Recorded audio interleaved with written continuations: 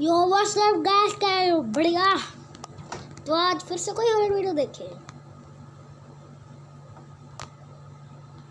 पहले आप ये देख लो। आपका ट्रेन ऐसे ब्लैक होल बन रहा है, इसकी तरफ देखने चलो। अभी देखते हैं, ऐसे लग रहा है जैसे ब्लैक होल है। बस आप इसको आपके अपने हाथ को देखना, कहीं कभी देखना ब्लैक होल लगेगा, जैसे ब्लैक होल सब कुछ अपने अंदर खींच रहा है।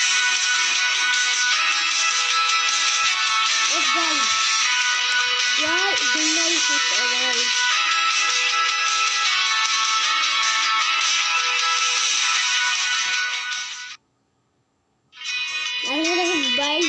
आप लोग को बताऊंगा डोरेमोन कहानी की रियल एंडिंग।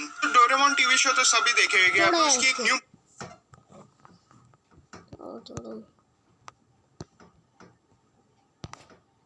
इधर कोई न्यू वीडियो मिल जाए यार।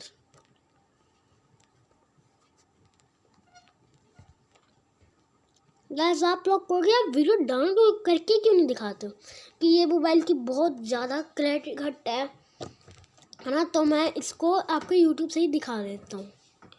ये सुनो मैं वीडियो अपलोड करता हूँ, कर रहा था, जाना है। अभी वीडियो अपलोड हो रही है, न्यू वीडियो अपलोड हो चुकी है, वीडियो अपलोड हो चुकी है। कौन सी दिखाऊं मैं देख के तो हटा था। ये बहुत ज़्यादा डरावनी है, आपके साथ देखने में मजा आएगा।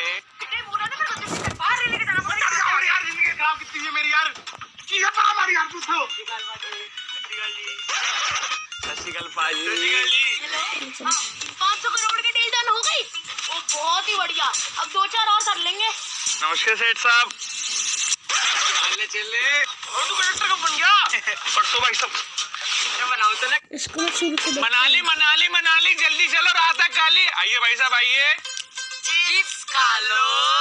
बिल्कुल खाएंगे, आइए। अब आगे करते हैं। हाँ मैंने कहा था ना, माँ बस की रात है, सबको मार डालेगी। अरे बाबूजी कहाँ रह गए, लेट हो रहे हैं। अरे अंकल जी कितनी बार बोला यहाँ मत रहा करो। छोड़ो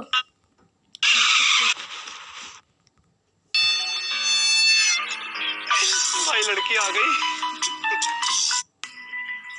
ये भूत है गाइस, ये लड़की ये भूत है। वो 600 करोड़ की भी डील डन हो गई। बहुत ही बढ़िया यार, बहुत बढ़िया। तुम यहाँ कैसे आ गई? तुम तो आगे बैठी थी। तेरे को क्या, वो आगे बैठे पीछे बैठे। और मोटे अपने आप को देखा तूने? उसे मोटे पसंद है, मतलब मोटे सेठ लोग पसंद है। मोटे? हाँ चल तू अपनी सीट पे बैठ चल। 1 2 3। तुम यहाँ कैसे आ गई? मर गया मन मोटे से। भाई 1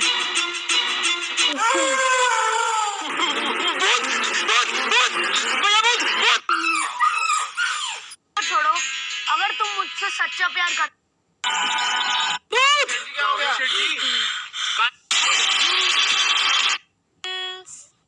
थैंक यू।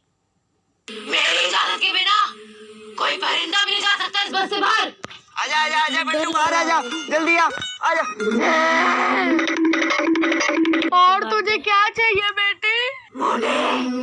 तुझे मेरे ठोके देखने थे ना, अब तू ठोके मारेगा और ये पूरी बस देखेगी। ये देख लेते हैं। तो आज मैं एक्सप्लेन करने वाला हूँ सेम नेम की मैंगा पर बेस्ड मूवी जिसका नाम है आई एम ए हीरो। तो कहानी की शुरुआत में हम हिडियो नामक एक आदमी को देखते हैं जो कि एक मैंगा आर्टिस्ट होता है और वो अपनी मांगा पर बहुत कड़ी मेहनत करता है, लेकिन उसकी मांगा को कोई भी पब्लिशर नहीं मिलता, इसीलिए वो एक छोटी सी मूवी शुरू होती है तो हमें ये सीन दिखाया जाता है कि समंदर से कुछ अजीबोगरीब क्रिएचर्स निकलकर शहर की तरफ बढ़ रहे हैं और उन्हें पैरासाइट्स का नाम दिया गया है। फिर हम एक आदमी को देखते हैं जो कि अपने कमरे में सोया होता है और उनमें से एक पैरासाइट रेंगता रेंगता उसके कान के अंदर चला जाता है। वो आदमी बहुत तड़पता है और उसके बाद फिर से नॉर्मल होकर सो जाता है। अब हमें एक लड़का दिखाया जाता है जिसका नाम शिनची था। वो रात को अपने कमरे में हेडफोन्स लगाकर गाने सुन रहा होता है। वो पैरासाइट उसके कान में घुसने की कोशिश करता है लेकिन उसे घुसा ही नहीं जाता। अब वो उसके नाक के पास चला जाता है। शिनची को खारिश होती है तो वो समझता है कि वो एक कीड़ा है, तो वो उसे पकड़कर दूर फेंक देता है। वो उसको मारने के लिए आगे बढ़ता है लेकिन तभी वो पैरासाइट उसके हाथ पर काट कर उसके हाथ के अंदर चला जाता है। तभी उसकी मॉम भी वहाँ पर आ जाती है तो वो उनसे कहता है कि देखें, मेरे हाथ में कुछ चला गया है। और जब उसकी मॉम उसका हाथ देखती है तो वो बिल्कुल ठीक होता है। अब अगली सुबह हमें दिखाया जाता है कि शिनची नाश्ते के टेबल पर बैठा होता है तो उसे अपने हाथ में बहुत अजीब फील होता है। और फिर दूसरी तरफ हमें वो आदमी दिखाया जाता है जिसके कान में स्टार्टिंग में एक पैरासाइट चला गया था। वो अपनी बीवी के सामने आकर खड़ा होता है और अपना मुंह खोल लेता है। उसका मुंह बहुत ही खौफनाक और बहुत ही बड़ा था और वो अपनी बीवी का सर अपने मुंह में लेकर अपना खौफनाक मुंह बंद कर लेता है और ये सब उसी पैरासाइट की वजह से हो रहा था। फिर हमें शिनची दिखाया जाता है जो कि स्कूल जाते हुए रास्ते में अपनी दोस्त से मिलता है। वो भी उसमें काफी अजीब हरकतें नोट करती है और जब वो स्कूल पहुंच जाता है तब भी उसके साथ बहुत कुछ अजीब हो रहा था, जैसे उसके राइट हैंड में काफी पावर आ गई हो। वो घर आता है और अपना हाथ काटने की कोशिश करता है लेकिन उसका हाथ मूव करने लगता है और उसे रोकता है। और फिर हम देखते हैं कि उसका हाथ एक क्रिएचर में बदल गया है और वो शिनची से बातें भी कर रहा था। फिर हम देखते हैं कि वो शिनची की बुक्स भी पढ़ा करता था और उसका लैपटॉप भी यूज किया करता था क्योंकि वो इंसानों के रहने के तरीके जानना चाहता था। जब इसने शिनची की बॉडी में घुसने की कोशिश की थी तो शिनची ने इसे आगे जाने से रोक लिया था, इसलिए अब ये सिर्फ राइट हैंड में ही था और उसी हाथ को कंट्रोल कर रहा था। ये अपना नाम मिकी बताता है और कहता है कि तुम मुझे कभी मत काट क्योंकि मैं तुम्हें कुछ नहीं कहूंगा, तुम मेरे होस्ट जो हो।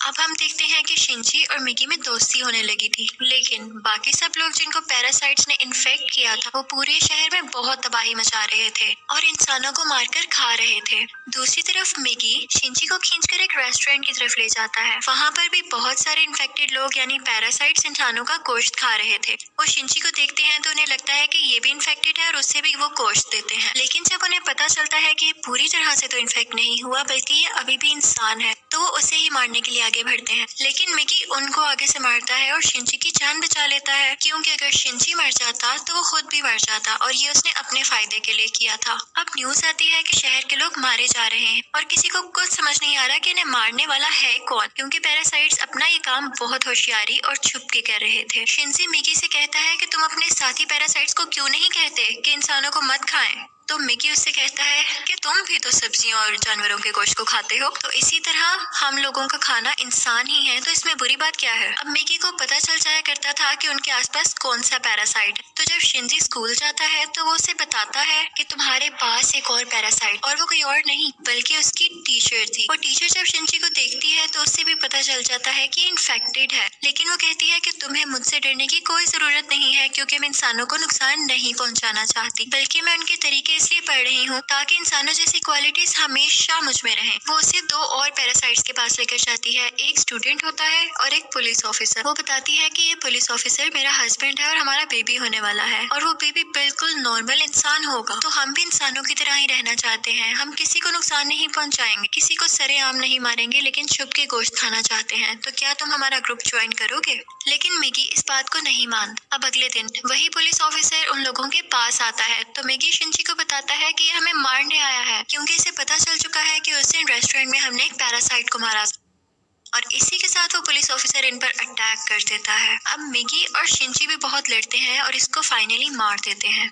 जब शिनची घर आता है तो उसे बहुत बुरा लग रहा कि उसने एक मर्डर कर दिया, लेकिन दूसरी तरफ हम देखते हैं कि पुलिस ऑफिसर की बॉडी से वो पैरासाइट निकलकर किसी और की बॉडी में चला जाता है, और ये कोई और नहीं बल्कि शिनची की माँ थी, और वो शिनची को मारने के लिए उसकी तरफ बढ़ रही थी। मिकी शिनची को बताता है कि तुम्हें मारना चाहती है, तो शिनची उसे कहता है कि खबरदार तुमने मेरी माँ को कुछ कहा, क्योंकि वो अपनी माँ से बहुत मोहब्बत करता था और वो नहीं चाहता था कि उसकी माँ मरे। लेकिन देखते ही देखते उसकी माँ का सर भी बाकी पैरासाइट्स की तरह खुलने लगता है और वो शिनची पर अटैक कर देती है। उसका बहुत खून जाया होता है और वो मरने के करीब होता है, लेकिन अगली सुबह हम देखते हैं कि वो दोबारा से उठ खड़ा हुआ है तो मिगी उसे बताता है कि तुम बहुत जख्मी हो गए थे, लेकिन मैंने अपने सेल से तुम्हारे जख्म को ठीक कर दिया। लेकिन यहाँ बुरी बात ये थी कि अब शिंची की बॉडी में मिगी के सेल्स चले गए थे और अब वो पूरी तरह इन्फेक्ट हो रहा था। अब शिंची अपनी माँ को ढूंढने लगता है, लेकिन वो कहीं पर नहीं मिलती। तो वो टीचर के पास जाता है और पुलिस ऑफिसर के बारे में पूछता है, लेकिन वो टीचर भी उसे कुछ नहीं बताती। मिगी उसे बताता है कि अब दिन में मुझे भी 4 घंटे सोने की जरूरत पड़ेगी और उस वक्त मैं तुम्हें बचा नहीं सकूंगा, तुम्हें अकेले ही लड़ना होगा। लेकिन क्योंकि मिगी के सेल्स भी अब उसकी बॉडी में थे तो उसके अंदर मिगी की क्वालिटीज भी आने लगी। खैर, फिर हम देखते हैं कि वही स्टूडेंट जो टीचर ने दिखाया था, जो कि अब पैरासाइट बन चुका था, वो भी शिंची के स्कूल में ही एडमिशन ले लेता है। वो शिंची का दोस्त बनने का ड्रामा करता है, लेकिन आहिस्ता आहिस्ता सबको पता चल जाता है कि वो पैरासाइट है और फिर वो स्टूडेंट इन सब को मार देता है। इसके बाद वो शिंची की दोस्त को भी मारने भरता है, लेकिन शिंची अपनी दोस्त को उठाकर बिल्डिंग से जंप लगा देता है। अब वो टीचर वहाँ पर आती है और वो चाहती थी कि स्टूडेंट मर जाए, क्योंकि इसकी वजह से उसका राज भी खुल सकता था। वो वहाँ पर ब्लास्ट करती है, लेकिन उसे कुछ नहीं होता और फिर पुलिस वहाँ पर आ जाती है, लेकिन वो पुलिस को भी मार देता है। अब मिगी शिंची को बताता है कि वो बिल्डिंग की छत पर है और शिंची दूसरी बिल्डिंग की छत पर जाकर उसे एरो से मार देता है। और उसके बाद वो टीचर के पास जाता है और उस पुलिस ऑफिसर का एड्रेस पूछता है, जो कि पैरासाइट था, और टीचर अब उसे एड्रेस दे देती है। उस पुलिस ऑफिसर का पैरासाइट अब भी उसकी माँ के अंदर था। लेकिन यहाँ पर मिगी के सोने का टाइम हो जाता है, तो इसका मतलब ये था कि शिंची को यहाँ पर अकेले ही लड़ना था। उस पैरासाइट को खत्म करने के लिए जैसे तैसे करके वो उसकी गर्दन काट देता है, जिसके बाद उसकी माँ और वो पुलिस ऑफिसर दोनों मारे जाते हैं। फिर हम देखते हैं कि शिंची अपनी दोस्त से हॉस्पिटल मिलने जाता है। वो बातें कर रहा होता है कि मैं एक एक करके सब पैरासाइट्स को मार दूंगा, कि तभी हम देखते हैं कि कोई उनकी पिक्चर्स ले रहा है और वो कोई जासूस था। और यहाँ पर ही इस मूवी का पार्ट 1 खत्म हो जाता है और अब मैं आपको एक्सप्लेन करूंगी इस मूवी का पार्ट 2। अब पार्ट 2 में उस इंसिडेंट के कुछ महीनों बाद का टाइम दिखाया गया है, जब आर्मी को पता चल जाता है कि इस शहर में आज के लिए बस इतना ही। इसका पार्ट 2 हम देखेंगे कल। Okay and bye bye.